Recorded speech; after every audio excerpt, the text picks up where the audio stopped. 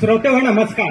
अन्यायाच्या आणि अत्याचाराच्या डोहामध्ये कितपत पडलेली जनता जेव्हा आपलं सर्वस्व हरवून बसते, जेव्हा आपलं स्वातंत्र्य हरवून बसते, तेव्हा त्याच जनतेच्या पायामध्ये परकीयाकडून गुलामीच्या बेड्या जखडल्या जातात आणि तो देश पारतंत्र्यात गुरफटला जातो. मग अशीच एक गुलामीची बेडी आमच्या भारत मातेच्या पायामध्ये सुद्धा जखडली होती आणि हा भारत देश पारतंत्र्याच्या डोहात बुडाला होता. मग भारत माता त्या बेडीतून मुक्त व्हावी आणि हा देश स्वातंत्र्य व्हावा यासाठी 1857 साली या देशामध्ये एक ठिणगी पडली.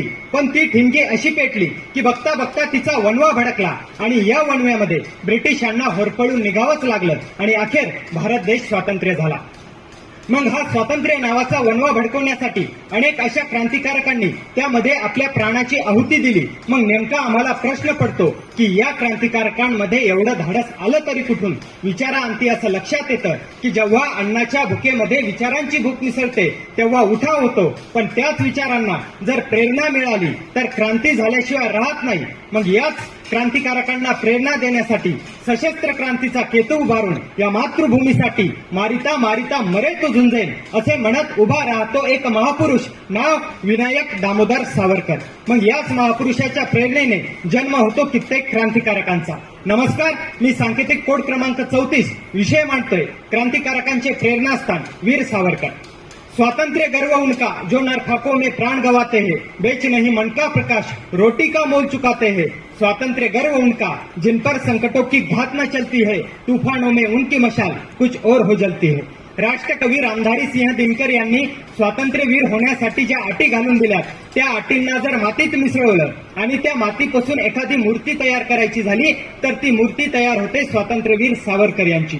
मग पुढे हे सावरकर नावाचं धगधगतं अग्निकुंड कित्येक तरुणांच्या मनामध्ये स्वातंत्र्याची ज्योत पेटवतं. मग तेच तरुण या देशासाठी लढण्याची, मातृभूमीच्या रक्षणासाठी झुंजण्याची आणि प्रसंगी मरण्याची ही शपथ घेतात.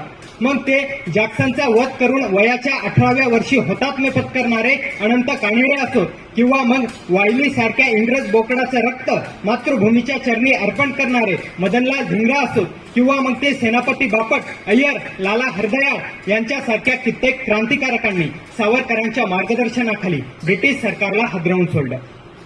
ज्याप्रमाणे कुरुक्षेत्रावर भगवान श्रीकृष्णाने अर्जुनाला गीता सांगून लढण्यास प्रवृत्त केलं, अगदी त्याचप्रमाणे 1857 साली झालेला उठाव हे फक्त शिपायाचं बंड नसून तर ती एक क्रांती होती हे सांगण्यासाठी 1857चे स्वातंत्र्य समर हा ग्रंथ सावरकरांनी लिहिला.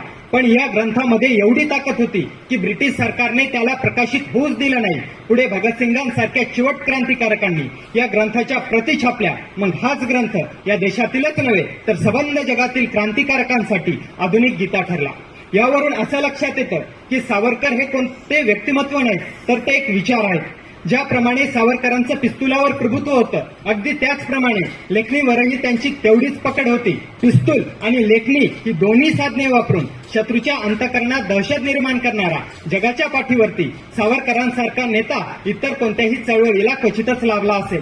त्यामुळे त्यांच्या लेखनांनी आणि लोकगीतांनी भारतीय क्रांतीवर त्यांच्या व्यक्तिमत्वाचा ठसा उमटला आणि इथल्या क्रांतिकारकांना स्वातंत्र्य संग्रामावेळी लढण्याची प्रेरणा मिळाली.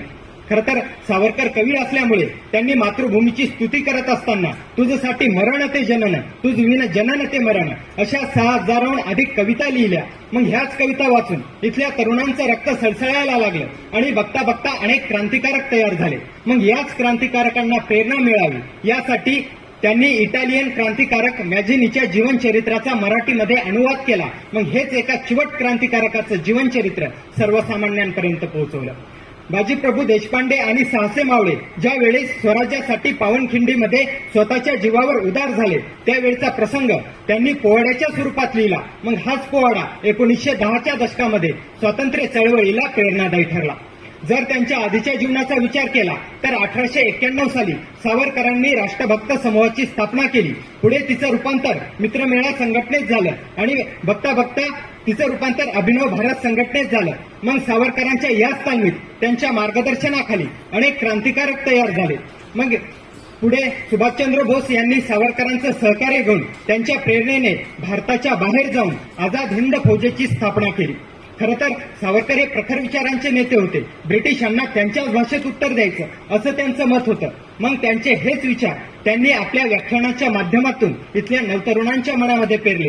मग याच तरुण क्रांतिकारकांनी ब्रिटिशांच्या मोठमोठ्या अधिकाऱ्यांचा वध करून दहशत निर्माण केली आणि शेवटी ब्रिटिशांना भारत सोडून जाण्यास भाग पाडले. मग खऱ्या अर्थाने भारत मातेच्या कुशीत जन्माला आलेल्या, स्वातंत्र्यासाठी आयुष्य वेचणाऱ्या आणि त्या अंदमानच्या कालकोठडीत काथ्या फुटत व बैलाप्रमाणे कोलू फिरवत मातृभूमीसाठी खर्ची पडणाऱ्या या विनायक नावाच्या महापुरुषाने या देशातीलच नव्हे तर सबंध जगातील क्रांतिकारकांना प्रेरणा दिली. फक्त शोकांतिका याच गोष्टीची आहे की हा महापुरुष आपल्याला समजला नाही. खरं तर त्यांच्यावर अनेक पुस्तके लिहिली, अनेक कविता लिहिल्या, अनेक ग्रंथ तयार झाले, पण कोणत्याही एका साहित्याच्या कलाकृतीत न मावणारा हा महापुरुष आहे. खरं तर सावरकर कोणतं व्यक्तित्व नाही तर ते एक विचार आहे. सावरकर कोणती चिंगारी नाही तर ते अंगार आहेत. सावरकर कोणत्या एका कार्यासाठी सीमित नसून त्यांचं कार्य अगदी विस्तारलेलं आहे. त्यामुळे त्यांचं व्यक्तित्व, त्यांचं वक्तृत्व, त्यांचं कवित्व, त्यांचं कृतित्व हे इतिहासातील त्या क्रांतिकारकांना प्रेरणा देतच, पण ते वर्तमानातही आम्हाला तेवढंच पूरक ठरतं आणि नक्कीच त्यांचे विचार भविष्यातील येणाऱ्या पिढीला प्रेरणा देतील आणि तीच पिढी सावरकर समजून घेईल एवढाच माफक आशावाद आणि मनपूर्वक धन्यवाद.